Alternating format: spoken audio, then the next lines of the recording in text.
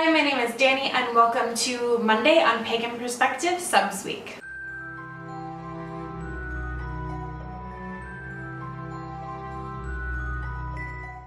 This week the question comes from our very own Cara, and she wants to know how we discuss or interpret energy fluctuations in our life and our practice, and if we do anything different on high energy days versus low energy days. Of course, the question in its entirety is in the description below.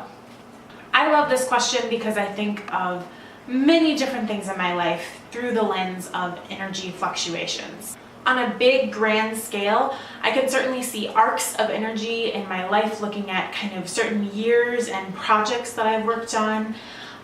You can look at kind of generic ones like high school versus college year. One of the more recent ones, but very distinct in my life, has been when I lived alone versus moving in with Brad and like the focus of my relationship in the last couple of years. There are also those seasonal energy fluctuations. I find it much harder to wake up in the morning and stay up late in the winter when there's less daylight and I just want to kind of read books and work on my own projects, less about going out and doing projects in my community and more about home and hearth, versus the summertime where I get up early easily and I can stay up later.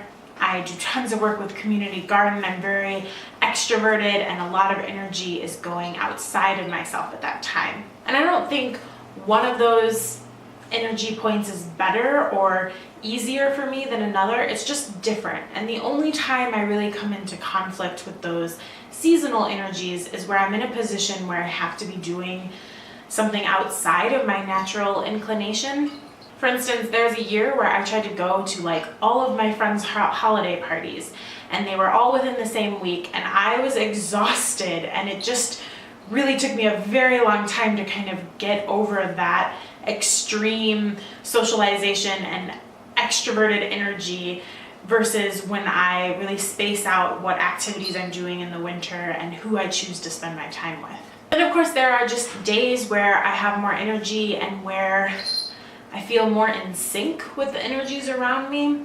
Those days it seems like I've made a really great plan and it works with all the messages and inputs I'm getting from people I work with and friends and family and the messages I get from the universe around me.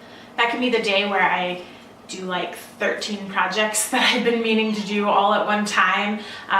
Those really synchronicity filled days are the ones that I like to kind of go through my to-do lists and kind of focus on putting that energy I've been meaning to put out.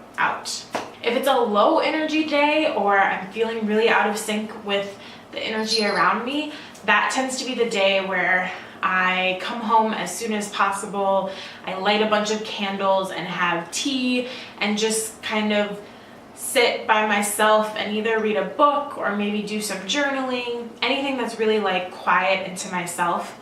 Minecraft is an excellent thing to do on a low energy day, but I have a distinct problem of like losing track of time while playing Minecraft, so I try to set a timer. So for me, energy fluctuations are usually, they go really smoothly when I'm working with the energy around me, when I'm like flowing with whatever flow is coming at me.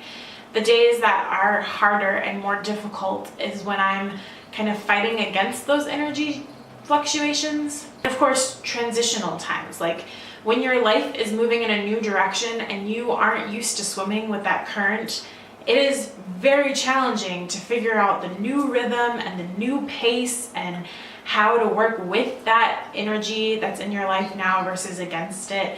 Even if you ask the universe to make these changes for you, it can be very difficult to kind of get the hang of that. I think that's why on YouTube you hear a lot of pagans talking about like, oh, this was a transitional year, or I've had a lot of changes in my life this year. Many pagans seem to be acutely aware of the energy around them and thus spend more time kind of focused on how do I work with that energy, what do I do to enhance that, or how am I aware of what energy changes are happening. Many use divination to kind of be aware of what's going on around them. Others use the signs, like specific animal guides that pop up in their life, or themes or symbols that show up in their meditation or journeying work.